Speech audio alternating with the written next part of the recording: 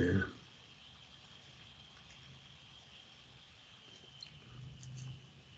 I guess that's recording. I haven't seen that sound before, that sign before. So thank you, God, for everything. And we're doing a biblical word study where we look at one word at a time in the Hebrew and the Greek text of our Bible.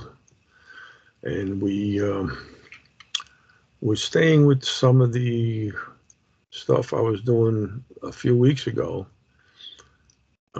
but about being bruised and broken and rending and all of those good words. But last week we did a nice study on Korban, the gift, and something in the temple, and so. But we're going to continue with the rend, the divide, bruising, breaking, tearing. I'm kind of like on a violent kick these past couple of weeks, using violent words and destruction words and things like that. So we'll stay with the bruised and that good stuff. And I want to give you this here. Oh, this is bruised here. And I wonder if, let me see something here. B-R-U-I-S-E, bruise. See if this, yeah, a couple of things show up, but it's a T-W-O-T. Uh-huh. Let me see what this is. Bruise. Oh, 1799. Bruised wound. And this one is bruised crush. 23. I think we did this already. Good. So, I'm just curious. Sometimes you throw a word up there like that. But this bruised here, this is throwo. And it's one time in the Bible. It's bruised to break. And you got all the synonymous words here, and we'll get into them. But this is Luke 4:18, which is quoting something in the Old Testament. I think it's Isaiah 61. The Spirit of the Lord is upon me, because he has anointed me to preach the gospel to the poor. He hath sent me to heal the brokenhearted, to preach deliverance to the captives, and recovering of sight to the blind, to set at liberty them that are bruised. There's a bunch of good words in there we could look at, but not right now. The brokenhearted, suntribo. Oh yeah, that might be here. Yeah, that's it's in our study tonight. Brokenhearted, preach deliverance to the captives. Ike Malatos. Malatos is something hollow to be taken. The blind, recovering of sight to the blind, the tuflos, and them that are bruised. And that's the throwo. And of course, that's from Isaiah 61. I think it's 61:1. I'm not sure, but it's Jesus quoting that. He stands up in the temple. I said, "Here, read something." He opened up the book and he started reading Isaiah. And Luke recorded it here. And this other word here is kategnumi. It comes from kata. And another word we'll look at, which is the regnumi. Right? So it means to break. And you'll see 4 verses. I guess we can read them. A bruised reed shall he not break. It's bruised. Yeah, that's the suntribo also. Okay. I got suntribo. That's 49:37. Yeah, that's my last word on my list. Okay. A bruised reed shall he not break. And smoking flax shall he not quench till he send forth judgment. And John 19:31. The Jews, therefore, because it was the preparation that the body should not remain upon the cross on the Sabbath day, for the Sabbath day was a high day. And, just from this verse alone, we can get a pretty good picture of when Jesus was crucified. Unlike his birth, we have no idea. Well, not no idea, but we don't know the day, the month when he was born, and that's because there's no need, it's not necessary that we know when he was born. But the day of his death, his crucifixion, we can almost get it down to the minute. of the day. So they besought Pilate that their legs might be broken and that they might be taken away. But we know he didn't break his legs, because the lamb, when it was slain, a bone of it was not broken. And then 32, then came the soldiers and brake the legs of the first and the other which was crucified with him. But when they came to Jesus and saw that he was dead already, they brake not his legs. And there's a good explanation for that. And let me see if one of these guys talks about it here. They break not his legs. Psalms 34:20.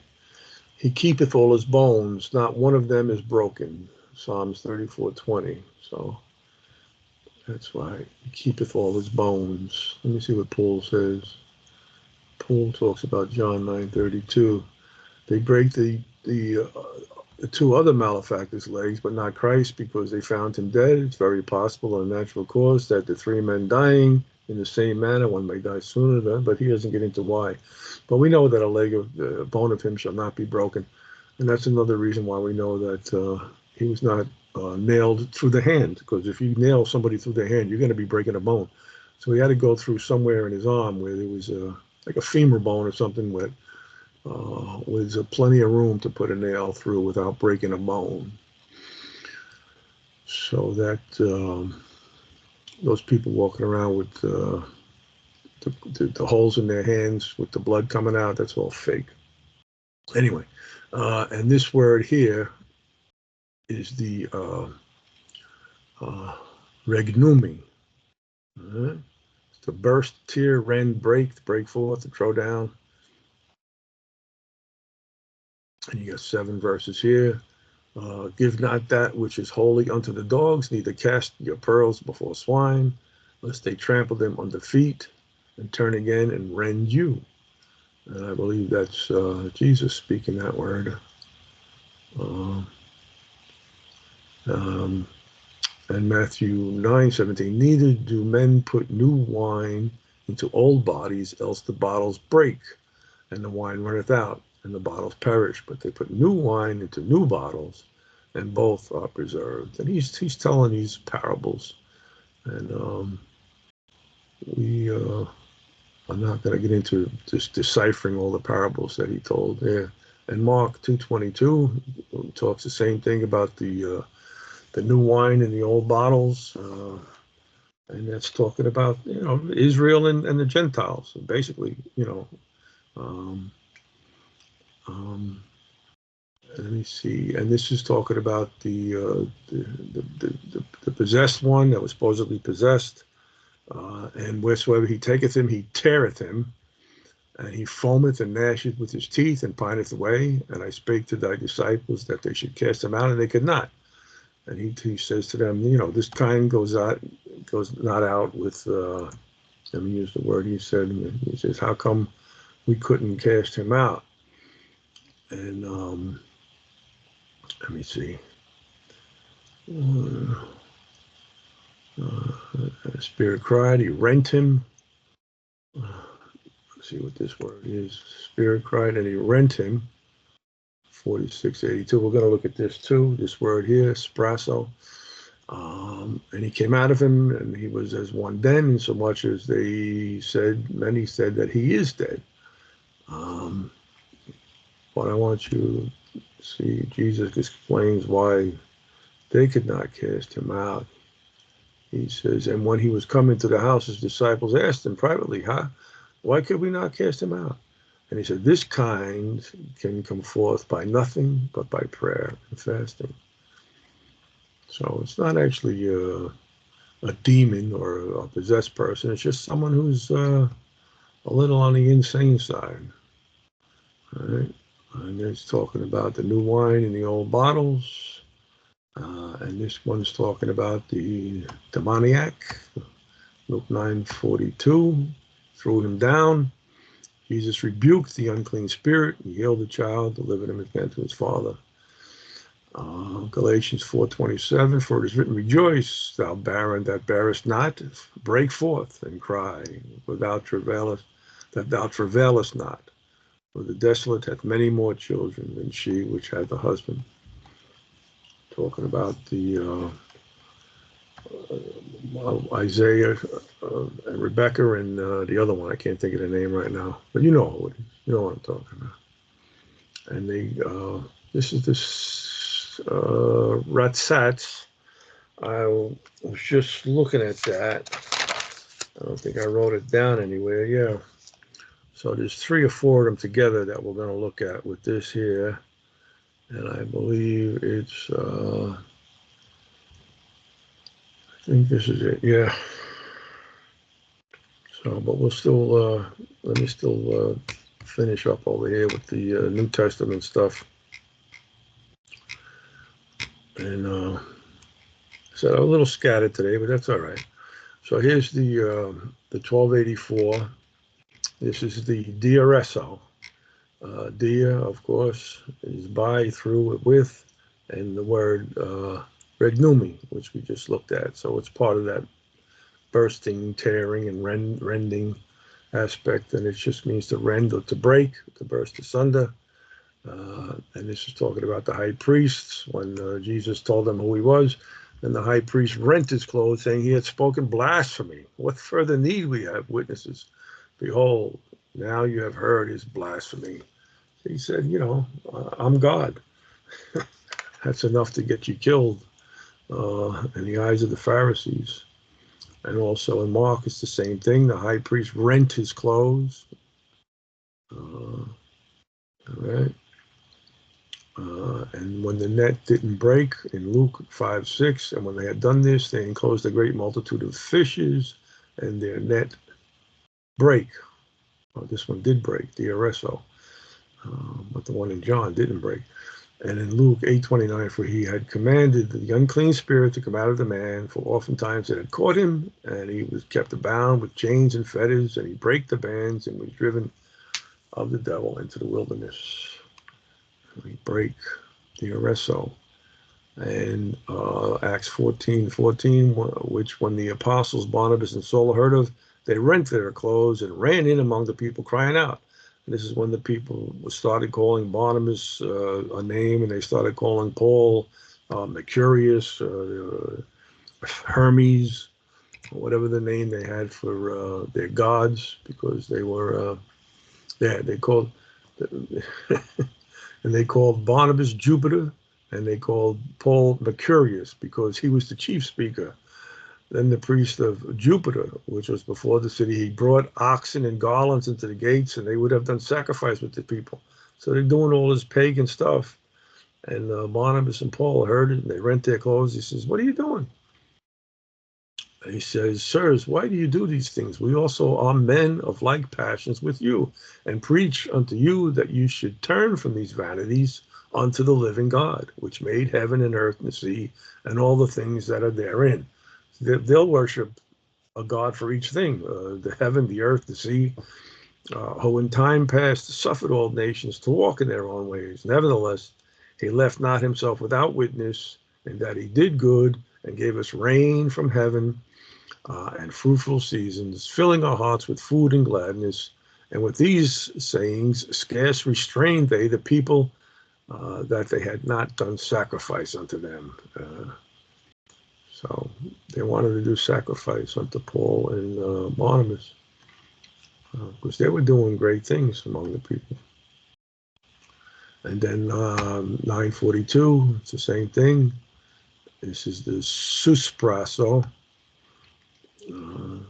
Sus, of course, is with or beside, and the sprasso, which is to rend or to tear, to convulse completely. And that's what the unclean spirit. And when the unclean spirit, this is espresso, had torn him, to convulse, to tear, and cry with a loud voice, he came out of him, and they brought him unto him. And when he saw him straightway, the spirit tear him, and he fell on the ground and wallowed. foaming.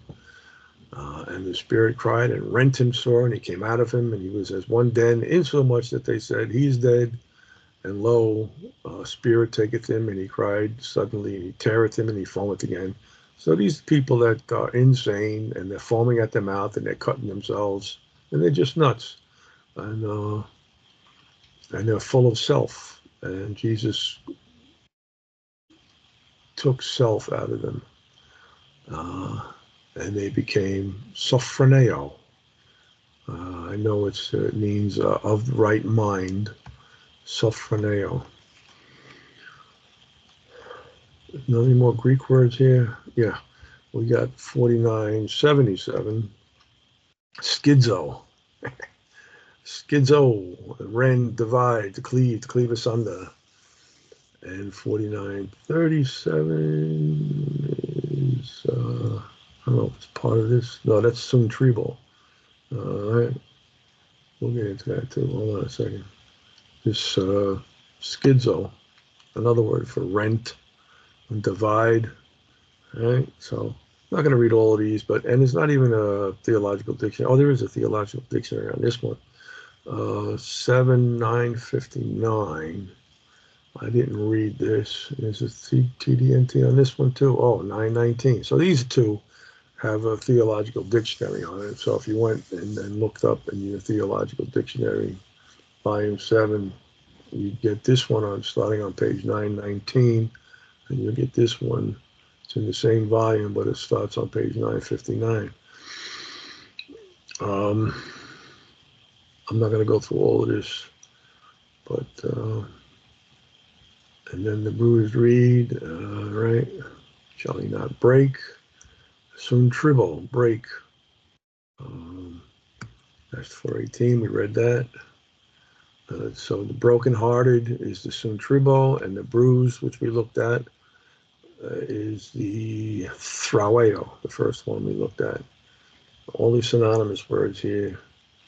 And, so, like I said, I'm a little scattered today. Romans 16:20. And the God of peace shall bruise Satan under your feet shortly. The grace of our Lord Jesus Christ be with you all. Amen. A bone of him. There we go. That's John 19:36. And lo, a spirit taketh him. He said, no, wait. For these things were done that the scripture should be fulfilled. A bone of him shall not be broken. And we looked at that already. That was Psalms 34:20. He keepeth all his bones, not one of them is broken. Yeah. His bones were probably out of joint, but they weren't broken. Yeah. We're getting there. Let's see what the next one is here. All right. Like I said, it's just so much. Let me get. All right. We looked at that. That was quick. I went through that real quick. And then this 120:12:34, the great fountains of the great deep broken up, and the windows of heaven were open. And this is baka, means to cleave, to divide, to rent, to split, cleave, break open, divide. See if there's a synonymous thing here. No. Okay. And I was going to read from this TWOT 271 to cleave. And there's some synonymous words with this here. It's the basic idea seems to be a strenuous cleaving of recalcitrant materials. I looked up recalcitrant, but I forgot what it means already. Something that doesn't want to give something up, All right. As a result of the cleaving, the contents may burst forth, but it is clear that this meaning is secondary and not primary, as with such roots. And this Isaiah 58:8. Let me put this up here.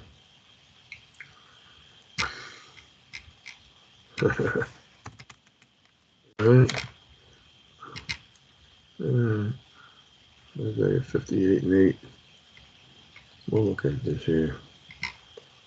Then shall thy light break forth as the morning, and thine health shall spring forth speedily, and thy righteousness shall go before thee. And the glory of the Lord shall be thy reward. And I'm trying, here it is. And thy light shall break forth. Bakah. What's this 4463 here? Oh, that's the rods, beating the rods. We'll get into this later when we're doing a little beating with rods and mastigao. We'll look at that too. In 5 situations, all of which express the forcefulness of the splitting action. Of these, only the first sees the splitting action as coming from within, as in the hatching of eggs, the splitting of wineskins, the dawn rending the heavens. So that's Isaiah 58 and 8 we looked at. And then the second usage expresses the splitting actions encountered in daily life, as the splitting of wood or the splitting of stones. And thirdly, the word is used with reference to the splitting of the earth in all cases, but 1 Kings 1:40, where the splitting is attributed to the noise of jubilation over Solomon's coronation. This is the work of the Lord. 2 references here are of special importance, where they indicate that the earth will be split upon the return of the Lord. The creation will not be able to stand when the Creator returns in glory. Micah 1:4. And the mountains shall be molten under him, and the valleys shall be cleft as wax before the fire, which you know what happens to that, and the waters that are poured down a deep space. And in Zechariah 14:4, and his feet shall stand in that day upon the Mount of Olives, which is before Jerusalem on the east, and the Mount of Olives shall cleave in the midst thereof towards the east and towards the west, and there shall be a very great valley, and half of the mountain shall remove toward the north, and half of it towards the south. So this is, things are going to happen in that day. And fourth, Bakah is associated with warfare and violence. It is used several times to express the action of troops in breaking into a city, a camp, or a territory. You'll see that in these verses here. 2 Kings 25:4, the city was broken up. 2 Chronicles 21:17, they came into Judah and they break into it. All right, and then Ezekiel 30:16, I will set fire in Egypt. She will have great pain, and she shall be rent. And no, that's another. So sin shall have a great pain. That's the city sin, and the city no shall be rent asunder. And Naph, which is another city, shall have distresses daily. And the results of such a conquest were often horrifying. Captives and young children were frequently thrown from high places so that they were split open. And this is probably what got me on that dashed in pieces thing and ripped up, dashed to pieces on the rocks below. 2 Kings, let me get this out of here. What's the number? We're right there. 44:3. It's in the way. And 2 Kings 8:12, and Hazael said, why weepeth my Lord? And he answered, because I know the evil that thou wilt do to the children of Israel.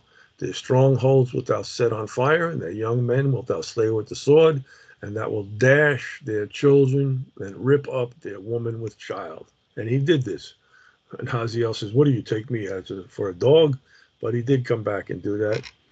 And I believe he was the Assyrian, Hazael, king of Syria. Okay. When an officer of Ben-Hadad was sent to Elisha to know whether Ben-Hadad should recover of the sickness, Elisha answer was definite, and go say to him, thou shalt certainly recover. Okay. For some time, Hazael was attacked by Assyria, and his kingdom was suffered severely. But when these hostilities ceased, he turned his arms against Israel and was the instrument of God that God used to punish his guilty people and to cut Israel short. So Hazael was used by God to destroy the children of Israel. Hazael smote all the coasts of Israel. This antagonism he continued to the end of his life. From time to time, God gave his people relief, but they turned not from their evil ways, and the oppression was renewed with varying success by Hazael's son, Ben-Hadad III. The name of Hazael is identified with one of the obelisks. So he did some really evil stuff, and it's all chronicalized here in 1 Kings 19, 2 Kings 8. And I think he was the one that killed that one and killed his own father. I'll have to look that up. Don't quote me on it.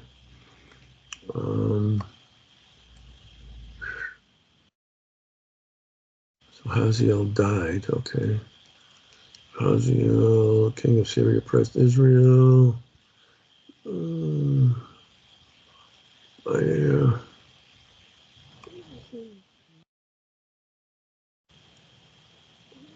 25. Anyway, one of these guys killed their father, and it was like the first case of waterboarding in history. And then 2 Chronicles 25:12, another 10,000 left alive did the children of Judah carry captive, and brought them to the top of the rock and cast them down from the top of the rock, that they all were broken in pieces. I mean, these guys do this today. They throw homosexuals off of high places, and it's crazy, man. The things we do to each other here. But God's doing it all. So, and then a pregnant woman were all too commonly ripped up. Then Menahem smote Tifsah, and all that were therein, and the coast thereof from Tirzah, because they opened not to him. Therefore he smote it, and all the women therein that were with child he ripped up. I mean, come on, man. And this Menahem, I think he was a king of Israel, right? Son of Gadi, he conspired and slew Shalom, king of Israel, and reigned in his stead. Yeah, so he's a king of, he was cruel and an adulterous ruler.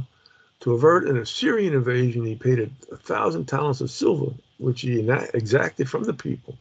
Then he reigned from 772 to 761. That's evil stuff, man. Child were ripped up. Baka. Whoo. Whoops.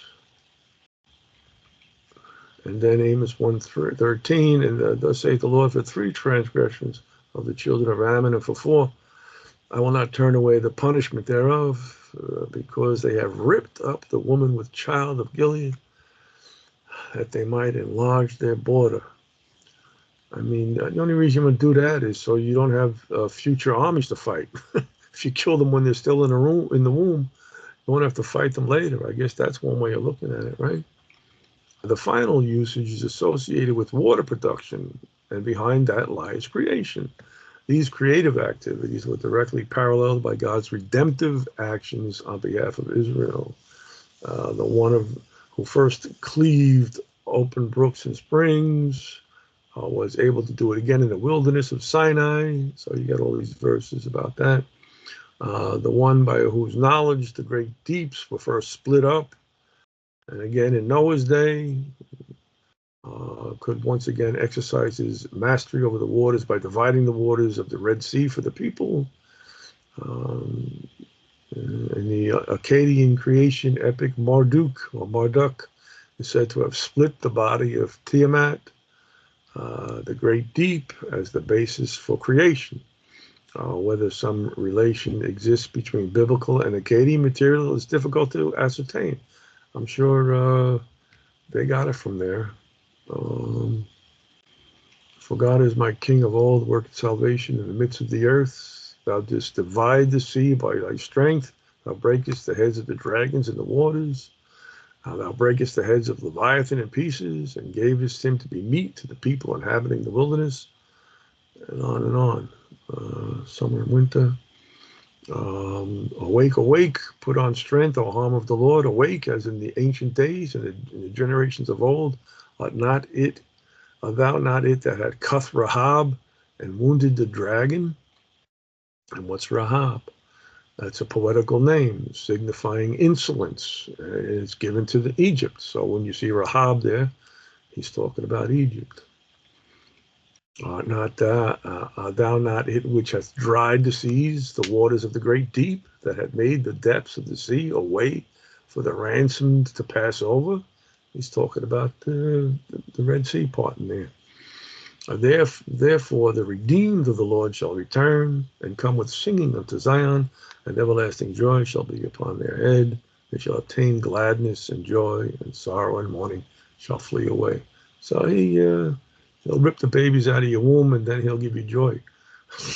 In any case, God's creation was pictured as ex nihilo, as from nothing, and not as the result of some warfare of the gods. However, the burden of these passages is not simply that God is possessed of such terrible power as to split rocks and waters, etc., but that the possessor of such power is able to redeem a lost creation. And that's what he was doing.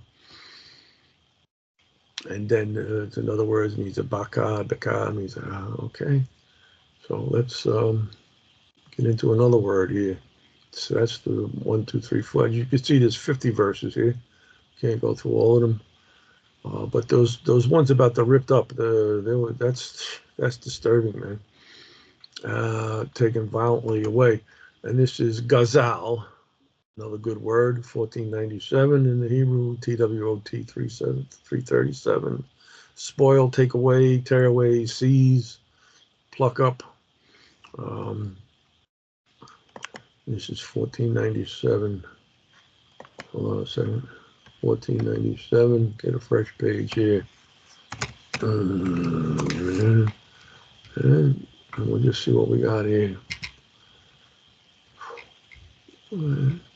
Seize. Jude and Judges 9:25. The picture is one of people who lie in wait and rob those who come along the road. So we're getting into a different thing here. This is the robbery part. And the men of Shechem set liars in wait for him in the top of the mountains, and they robbed all that came along that way by them. And it was told Abimelech. So the liars in wait, I think we did a study on that, or rob, to lay in wait, liars in wait, ambush. Yeah, we did something on that already. Yeah. But this word here is robbed. They robbed them. And this is a violent way of doing it. It's not picking somebody's pocket. It's hitting them in the head and taking their stuff. That's what that is.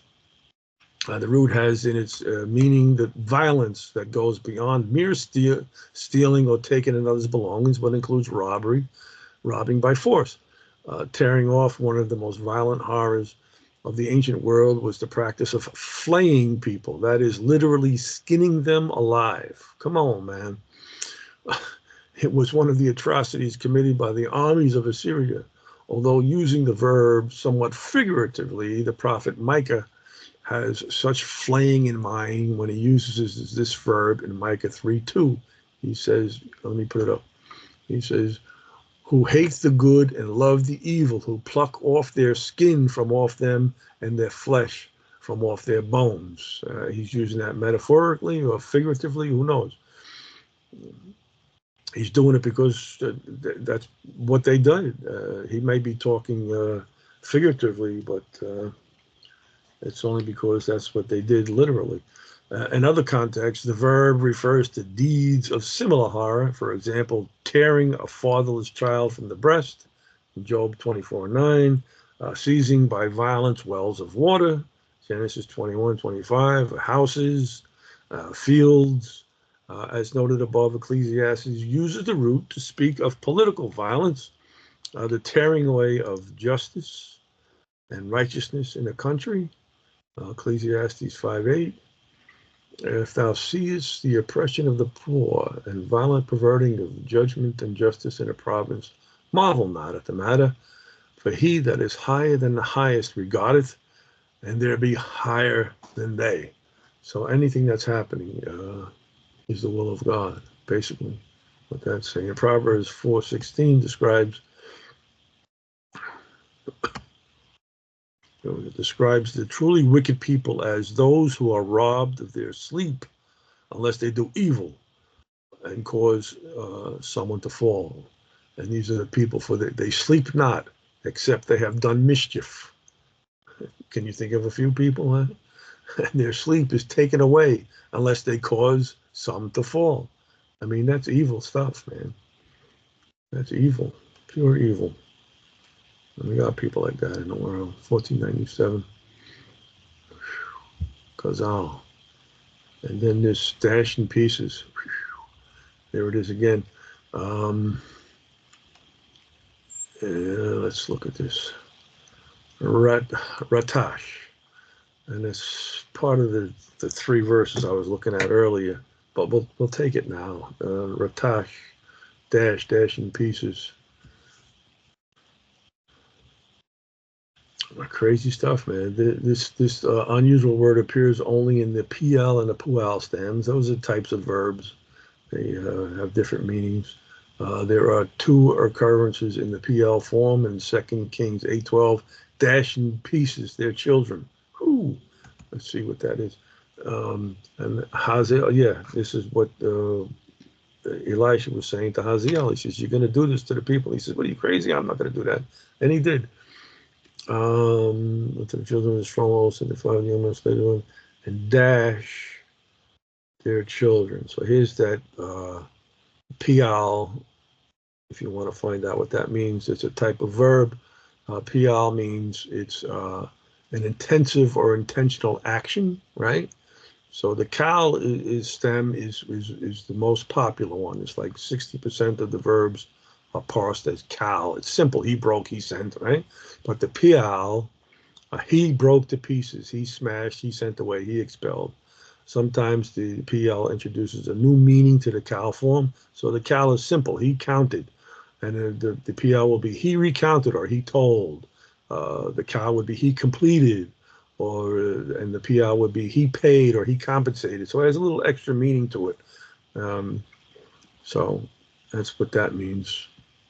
Well, I don't get into it too much, but it's nice to know that there's different types of the verbs as voice, tense, and mood, and all that. I don't think the Hebrew has the tense. It just has the two things. The Greek has the voice, tense, and the mood. So, we looked at this already. And the dash in pieces the children, Isaiah 13:18. Their bows also shall dash the young men to pieces, and they shall have no pity on the fruit of the womb.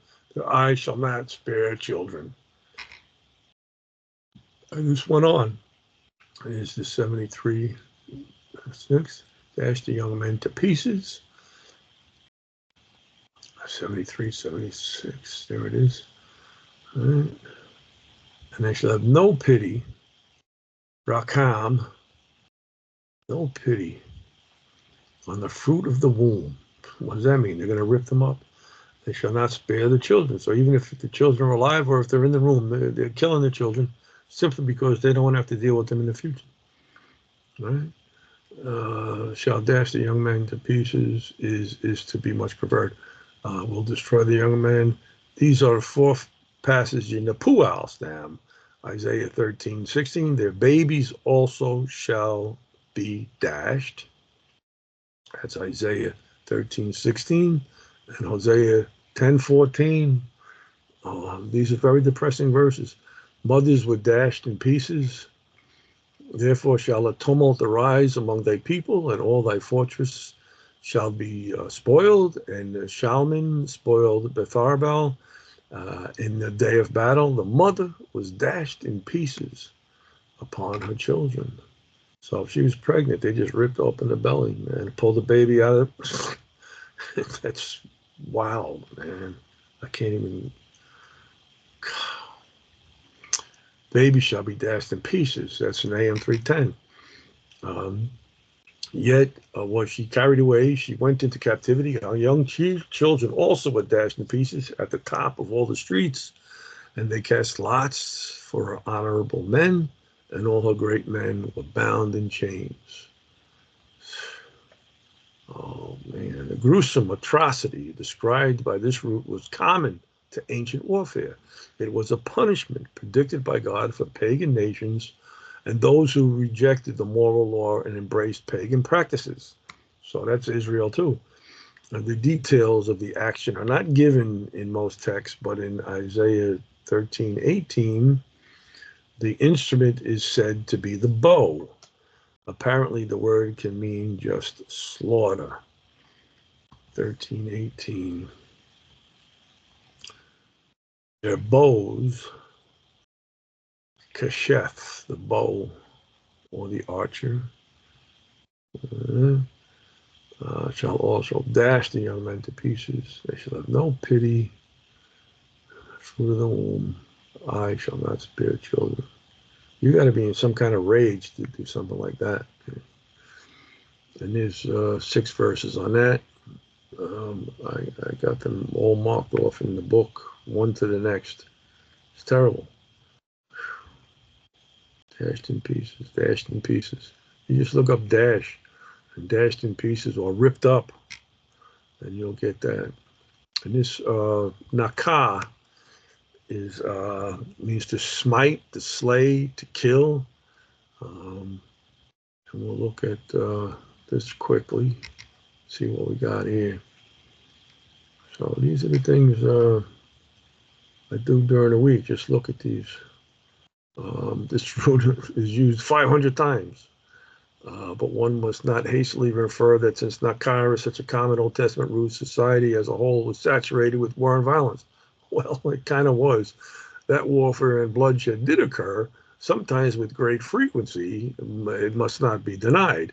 Yet the wide variety of ways in which the verb to smite is used throughout the Old Testament is fitting evidence to warrant a somewhat different conclusion. All right, so even though there was warfare, blood, they did rip the babies up. But this one, to smite, is not always a fatal thing. Okay, that's understood. The nakah is often used for hitting or smiting an object with not fatal strike. Okay, man may smite an animal, such as an ass. We see that in Numbers with Balaam hitting the ass. He may hit a person on the cheek or in the eye. Exodus records Moses' rod struck the river, the dust, and the rock. So he struck the river to part it, the dust to send all the stuff into the air, and the rock to let the water out that the people may drink in the desert. One may be the target of flying objects such as a stone from a sling, an arrow, or a spear. The root nakah may also refer to being smitten in conscience, as David when he cut off Saul's skin. He cut off his skirt. Let me see here. And it came to pass afterward that David's heart smote him, because he had cut off Saul's skirt. Skirt. Yeah, okay. I don't know why they said skin there. Smote him. You looked at it already? Yeah, nakah.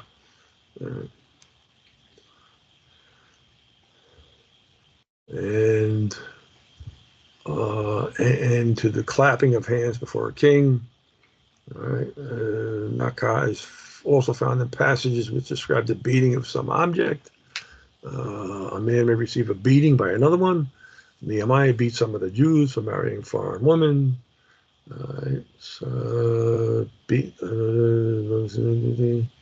In Song of Solomon, the bride searching for her lover through the streets of the city is beaten by the watchman. So we know that the Song of Solomon is talking about the bride of Christ, which is the church, and Christ himself. When my lover or my beloved, and you look at all the different, whether it's masculine or feminine, you'll find out who's speaking. But this one here is the watchmen that went about the city found me. They smote me, they wounded me. The keepers of the walls took away my veil from me. So this is the church. So who's smiting the church? The watchmen. the Shema, to keep watch. They went about the city, they found me, and they smote me, and they wounded me. Patsah, wounded. Oh, I can write this down. 6481. Let me see that real quick. 6481. You escaped me. He that is wounded in the stones. Wonder where they are. Or has his privy member cut off, shall not enter into the congregation of the Lord. Smiting him and wounding him. Yeah, and they wounded me. Okay. So that's real quick on that one. So that's the church being wounded. The Old Testament law apparently allowed scourging for certain offenses. And I got into this mastics and stuff by looking at this. And it shall be, if a wicked man be worthy to be beaten, then the judge shall cause him to lie down. Sometimes they lie down, sometimes they stand up, and to be beaten before his face, according to his fault, and by a certain number. So they had certain numbers, 40 stripes he may give him, and not exceed, lest if he should exceed, and beat him above these with many stripes, then thy brother should seem vile. So they didn't want to kill the person, they just wanted to beat him real good. And when you look in the theological dictionary at this mastics thing, which hopefully we might have time to do, and it's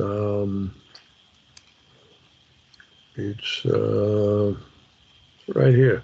So it's the next thing to look at. Okay, yeah, we'll get into it. 3147, mastizo, which means to scourge. All right, and it comes from 3149, which isn't even in the book. It's mastos, which means the pap. Those are the breasts, the pap, and that's the base of 3145, which is it's in the theological. This is maseomai, which means to gnaw, to chew, or to consume. So we're not going to spend too much time on gnawing and paps, but we'll look at this scourge here, and also this other scourge, mastagao, to scourge, and it comes from 3148. Which mastics, and we get the word plague there. The reason they explain the reason why we use the word plague, but I forget what it is right now. And that's 3145. Okay. And then this one here, the left. Okay, yeah. Oh, here it is. The plague. Naga or nega, plague, sore, and it also comes from Naga, which we looked at, I believe. 1293. No, we didn't look at that yet. All right. So all of these things, they run into each other. You'll see them. That's why I got this Old Testament thing up here. But where were we? We were on this here. And like when Paul says 39 stripes or 40 stripes minus one, I think it's right here. Of the Jews, 5 times received thy 40 stripes, save one. So 40 stripes here in Deuteronomy 25:3, but they changed it to 30. You can't give him 40 stripes. You have to give him 39. So that's what he got in 2 Corinthians 11:24. 40 stripes. Where am I? 40 stripes. Received thy 40. I'm trying to look at the word here. That's lambano. 40 stripes, save one. I'll find the word in there. Don't worry about it. All right. Jeremiah the prophet was beaten by authorities, although he was innocent. In Jeremiah 20, Jeremiah 37. So also was the suffering servant who gave his back to the smiters. Isaiah 50:6. I gave my back to the smiters and my cheeks to them that plucked off the hair. I hid not my face from shame and spitting. And that's Matthew 26:67. They did spit in his face and they buffeted him, and others smote him with the palms of their hands. So I wonder who they're talking about in the Old Testament. And they buffeted him. Colaphizo, buffet. That's not on my list. 2852, 2849. Excuse me a second. 2852. Where's my pen? 2852, 52, 2849. We'll get back to you. And they buffeted him, and they smote him with the palms of their hands. Rapidzo. And that's the, I think I got that one down here. Rapidzo, 4474. I should have it, but let me just look at it real quick. 4474. I think there's only 2 or 3 verses there. Excuse me, 4474. 74, right? Yeah, Smite. Here we go. But I'm saying to you that you resist not evil, but whoever shall smite thee on the right cheek, turn to him the other also. Rapidzo. Rapidzo. There's another word for that too. It means a rod or a staff. And it's not in the theological dictionary. We'll have to find it somewhere else. But I'm going to write it for 74. And if you look up rod, I guess you'd find the equivalent word here in the New Testament for rod, 4464. There you go. 4464. That's rhabdos. There it is. Rhabdos, 4464. Jumping all over the place. Forgive me for this. Oh, man, get that out of there. Get this out of here. Get this out of here. And then we'll get this out of here. Whew. So 11 verses here with this rhabdos, the rod, staff, and the scepter, a royal scepter. Stave, staff, stave. Aaron's rod that budded. It ruled them with a rod of iron, and there was given to me a reed like unto a rod. Brought forth a man-child who was to rule all the nations with a rod of iron. Out of his mouth goeth a sharp sword, that with it he should smite the nations. Wonder what that is. Smite the nations. 3960. Potasso. Oh, these words just keep popping up here. Potasso. 3960. 3960. And 3817. How'd you escape me? Nation, he shall rule them with a rod of iron. Whew. Sideros. And 40, that's a rod of iron. So of iron, okay. Of iron is sideros, iron. But the rod is that's the rhabdos. But these are interesting here. Smite, 3960. Excuse me for taking these little trips down here. 3960. I will smite the shepherd, and the sheep of the flock shall be scattered. We got to look at this by itself here, and this would be TDNT 5939. So that's a study for another day. All right, I'm just putting that on the side there. Proverbs notes the importance of beating for the sake of acquiring wisdom and discipline. Really, Proverbs 19:25. Smite a scorner, and the simple will beware, and reprove one that hath understanding, and he will understand knowledge. That makes sense. Withhold not correction from the child, for if thou beatest him with the rod, he shall not die. You can't tell them that today. That's child endangerment now. Thou shalt beat him with the rod, and shalt deliver his soul from hell. So what do you want to do? You want to get beat with the rod, or you want to go to hell? Smite the scorner. That's what we're looking at now. And the simple will beware.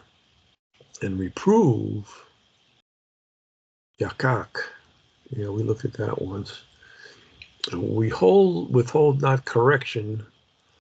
Musa. All right, we get the Mossad from that, from the child. For if thou beatest him, there's the other word, the nakah. Well, that's the same word, nakah, with the rod, shebet, 7626 is 178. That's the scepter. Okay, we can't look at that right now. He shall not die. Beat him with the rod, he shall deliver his soul from hell. Spare the rod, spoil the child, right? That's what we used to say. That's another way of putting it. Spare the rod, spoil the child, which is true. But we don't need to be beating people all the time. I never laid a hand on my kid, right? The idea of beating repetitiously is likewise seen in the plague of hail, I guess that's hail in Egypt, which struck down everything out in the open, Exodus 9:25. And the hail smote throughout all the land of Egypt, all that was in the field, both man and beast, and the hail smote every herb in the field and brake every tree of the field. What's this break? 7665. Shabbat. I have to write this down. I think I got it. I got a lot of 76s here. I got a 75. I got a 73. Let me put this 7665 T 2321. That sounds familiar. 2321. 2321. Yeah, that's on my list. Okay. All right. We'll have to look at it some other time. I'm not going to get to it tonight. But it's down there. And a large number of passages, nakah means to slay or to kill or to strike dead. It is used of murdering another man, whether intentionally or unintentionally, of a man killing a lion killing a man, and of a worm attacking a plant so as to kill it. That's in Jonah 4:7. Another large group of passages uses the root in the sense of attack or to destroy, the object of being a group of people. Genesis 32:8. If Esau come to one company and smite it, then the other company which is left shall escape. So Jacob was scared of his brother, and he split up his household. And when Joshua and all Israel saw that the ambush had taken the city, and that they smote the city, and that the smoke of the city ascended, then they turned again and slew the men of Ai. So they did that to Ai. And I will smite the winter house with the summer house, and the houses of ivory shall perish, and the great houses shall have an end. So they'll be killing each other, and that Joshua took Makkedah and smote it with the edge of the sword. The king thereof he utterly destroyed, them and all the souls that were therein. He let none remain, and he did to the king of Makkedah as he did unto the king of Jericho. Joshua was he obeyed the Lord for the most part. And then Napal, Halal, wounded. Thus in Gideon's battle, 120,000 men fell. It may only mean that they were killed, wounded, or missing in action. All right, that nakah. Of particular theological importance is the fact that God is often the subject of nakah. It is God who smites people with blindness. God will never make you sick. And when they came down to him, Elisha prayed unto them, and he said, smite this people, I pray thee, with blindness. And he smote them with blindness, according to the word of Elisha. So Elisha asks, and God did it. And he took them right into the heart of Jerusalem, I think. And then he says, remove the blindness from them. And they were like, where are we? All right. Blindness and plagues, of course, in Deuteronomy 28. The Lord shall smite thee with a consumption.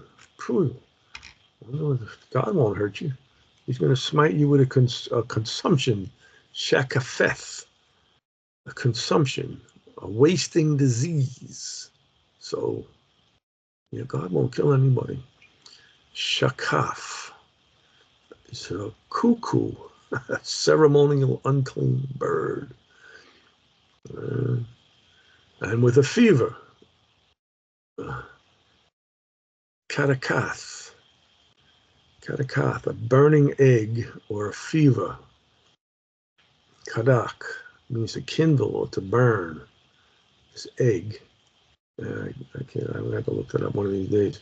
And with inflammation, dalaketh, inflammation, one time in the Bible, hapex legomena, comes from dalak, which means to pursue or to kindle, to burn, hotly pursue. This is with God, with extreme burning. Karkor, extreme burning, one time in the Bible. Extreme heat, inflammation, violent heat. Karkar, karar. Sounds like char, right? Char boiled with the sword, with blasting, whatever blasting is. And mildew, and they pursue thee until thou perish. And that's another good word. We got to look that up too. Abad, perish, destroy. There's a whole bunch of words connected with that. And the Lord will smite thee with the botch, whatever that is. The botch, shakim. A lot of these words have this shak sound in it. Boil, botch, boil, inflamed. And with the emerods, I think that's a little more than hemorrhoids, right? Tekor, hemorrhoids. And with the scab, garab, scurvy, scab. And this is what God will do to you. And with the itch, you'll never be able to relieve that itch. Eruptive disease, caress, disease, and which whereof thou cannot be healed. And that's Rapha. And the Lord shall smite thee with madness. Shigaon, madness. Furiously mad. Shaga. He's Meshuga, right? Shugana, Meshuga. And blindness. Ivaron, blindness. Comes from Iver, blind. And astonishment of heart, whatever that is. Timahon, astonishment, Timahon. Comes from Tama, which means to marvel or wonder, to be astounded. You'll be confused. You not only have physical ailments, but you'll be like shaking my head. What's going on? The Lord shall smite thee in the knees and the legs with the sore botch that cannot be healed, from the sole of thy feet to the top of thy head. Yeah, God will do that. He brings judgment upon man for what? For sin. 1 Kings 14:15. For the Lord shall smite Israel as a reed shaken in the water, and he shall root up Israel out of the good land, which he gave to their fathers. He shall scatter them, another good word, beyond the river, because they had made groves. They put up a Christmas tree, provoking the Lord to anger. That's what a grove is. It's a Christmas tree. Grove. Asherah. Grove. Idol. Goddess. Sacred trees. There you go. So they put up Christmas trees, provoking the Lord to anger. Then will I also walk contrary unto you and will punish you. Here's the word we're looking at, nakah. Yet 7 times for your sins. You walk contrary, opposition, contrariness. Kiri, kara. Just stop and look up words. We'll be here all day. And even death. 2 Samuel 6:7. And the anger of the Lord was kindled against Uzzah, and God smote him there for his error. And there he died by the ark of God. And that's wondrous to me. That Uzzah tried to stop the ark from falling off, but if it shouldn't have been on a cart. First of all, it's something that should be carried, and only by the Kohathites. but they put it on a cart or something, and it started shaking, and Uzzah put up his hand to stop it, and God killed him for that. Whew. And here he died. The Perez Uzzah, I think they call it. Perez Uzzah. Likewise, nature is under God's control, for he, not Baal, smote Israel's vines and trees. Baal didn't do nothing. He smote their vines, also their fig trees, and break the trees of their coasts. Oh, yeah. What do you think he's going to do to us today? It's Deuteronomy 28. That's a rough blow, wound, plague, slaughter, defeat. There it is again, Deuteronomy 28. The Lord will make thy plagues wonderful, and the plagues of thy seed, even great plagues of a long continuance, and sore sickness of long continuance, and every sickness and every plague which is not written in the book of the law. Then will the Lord bring upon thee until thou be destroyed. So everything that you know about and things that you don't even know about, he'll do. So that the generation to come of your children that shall rise up after you, and the stranger that shall come from a far land shall say, when they see the plagues of that land and the sickness which the Lord had laid upon it, and hopefully it'll be over by then, right? And the disaster of the 48 occurrences of Makkah in the Old Testament, 2/3 of them are translated in the Septuagint in the term pledge. That's where we get the word plague from which the English term plague is derived. Let me get the Strong's number here. Make the city desolate in history when the past I move astonished in history. So the plagues. Makkah. 47. And Edom shall be desolate when they go out very astonished, shall hiss at all the plagues thereof. So there's this word Makkah. Makkah, wound, slaughter. And it comes from the 52:21. So Nakah and Makkah. And there's 46 verses here. And it's all mostly means plagues here. Deuteronomy 28. Of course, Leviticus 26 is the sister chapter for Deuteronomy 28. And if you walk contrary to me and will not hearken unto me, I will bring 7 times more plagues upon you according to your sins. But that Deuteronomy 28, that's something else. Woe unto us. Yeah. All right. So there's 40 some odd verses here. Thy wound is grievous, for her wound is incurable. I hiss at all the plagues. In Jeremiah 50, of course, before they were sent into captivity. All right. The word is used in 4 main nuances of meaning. First, it is used literally to blow or strike, received in a beating or a whipping. In Deuteronomy 25:3 and Proverbs 20:30. Right? According to the Old Testament law, the number of strokes received in formal punishment was limited to 40. And that's Deuteronomy 25:3. The synagogue, however, eventually reduced this to 39 strokes. And that's the 2 Corinthians 11:4, where Paul talks about being receiving 40 stripes minus 1, 13 across the breast, and 26 across the back. And we can read that in a theological dictionary, which we're probably not going to get into. The same idea of scourging is used figuratively of the Lord of hosts who smote Midian.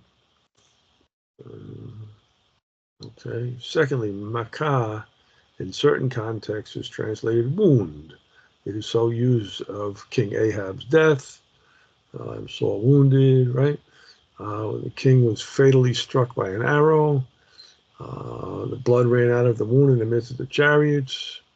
And that prophecy was fulfilled that the blood will lick your blood where they killed Naboth. And that it's a good word. So I can't get into all these right now. God will bring healing in his time. Okay, let's read something positive here. Moreover, the light of the moon shall be as the light of the sun. The light of the sun shall be sevenfold, as the light of 7 days.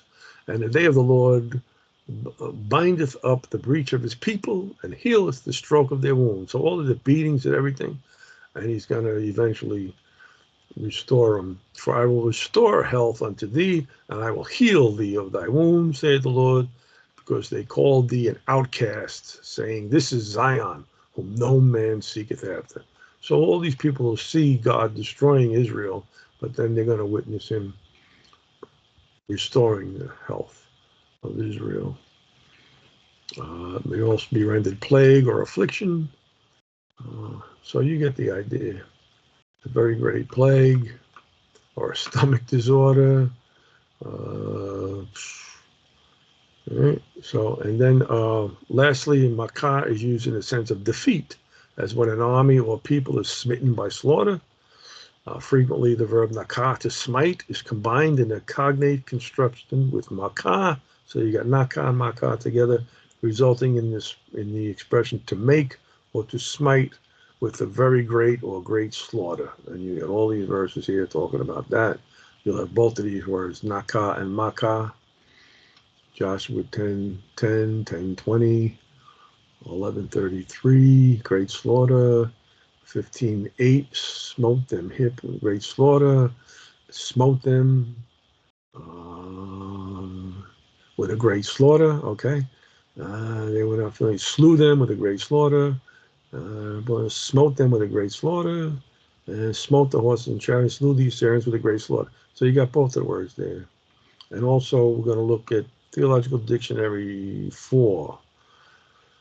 And I think that's the next thing up here, but we're probably not going to have time for that. And like I said, we're going to look. I don't have time to read all this right now. It's only like 1, 2, 3, 4 pages, but that could take an hour, you know, when we sit down and define a lot of the words and go jump back and forth from the Old Testament to the New Testament. But I gave you the words here. And there's let me get this one out of here. So it's 3147 is mastizo, 3146 is mastaguo, and 3148 is the mastics. So that's what they beat you with. And also, well, we didn't get into this. This is the paps, and this is the gnawing. Okay, that's a different. 4514. Okay. And what else we got here? This is the plague thing, right? No, that's, we just looked at this, right? No, that's another naga. Whew.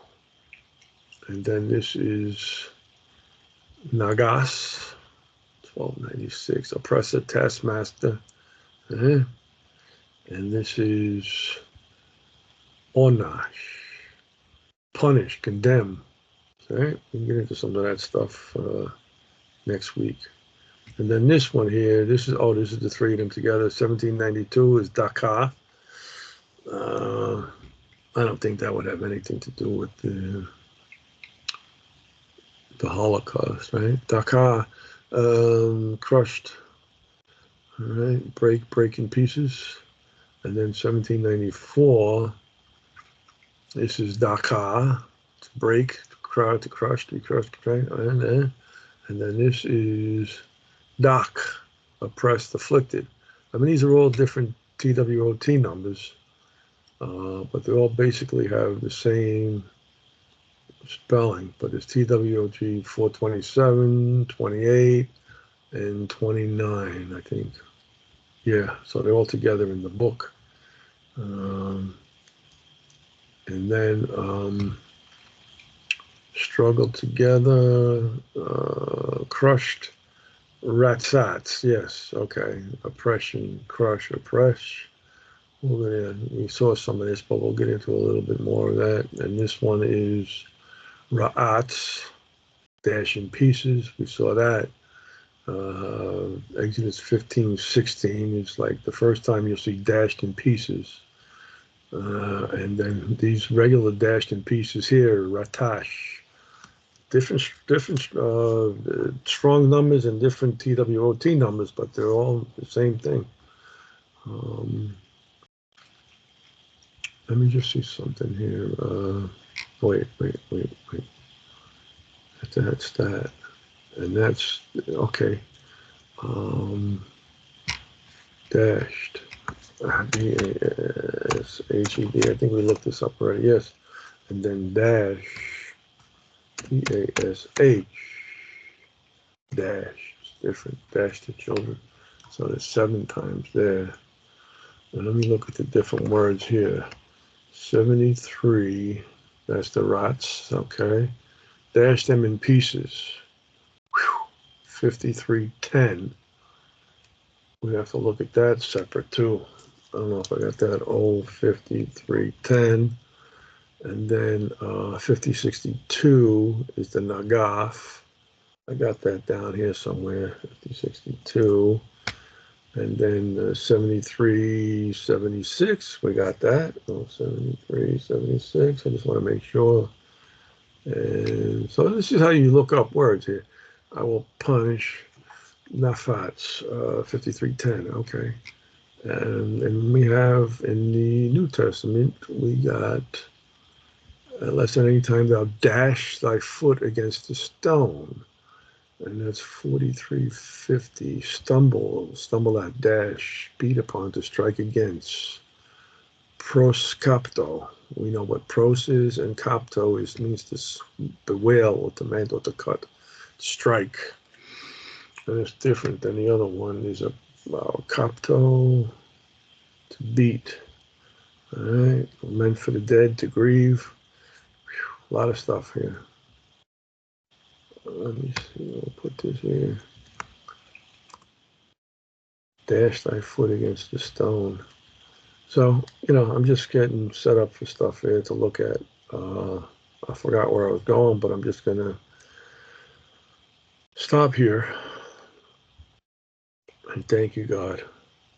One word, and we could just go all over your beautiful word, your one big word that we're just trying to define. That's all the Bible is.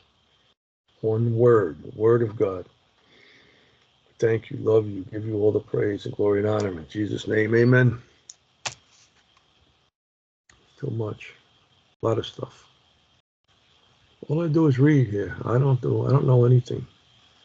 Hey, Stephen, how you doing, brother? Jeff made it.